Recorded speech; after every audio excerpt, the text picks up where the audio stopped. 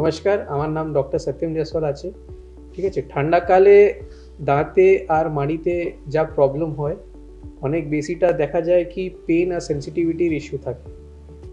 Pen কেন থাকে? আপনি যদি লং টার্ম এই ডিকেটা ইগনোর করেন আর ওখানে খাবারটা আটকে যায় এবং ঠান্ডা জল খেলে যা নার্ভগুলো স্টিমুলেট হয়, ওই জন্য ব্যথাটা অনেকটা ওঠে ঠান্ডাকালে বেশি করে।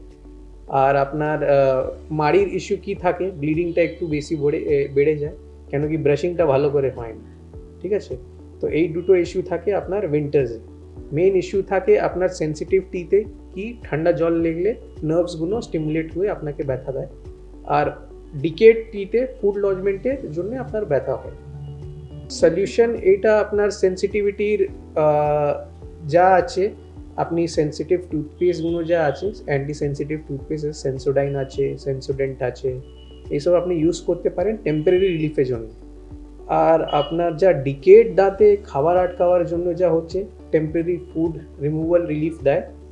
আর ক্লোভ অয়েল না হলে ক্লোভটা যা ইউজ করে আপনি ওখানে রাখতে পারেন, যা একটু আপনাকে ব্যথা দিয়ে রিলিফ দিবে। তারপরে next step is to visit the doctor.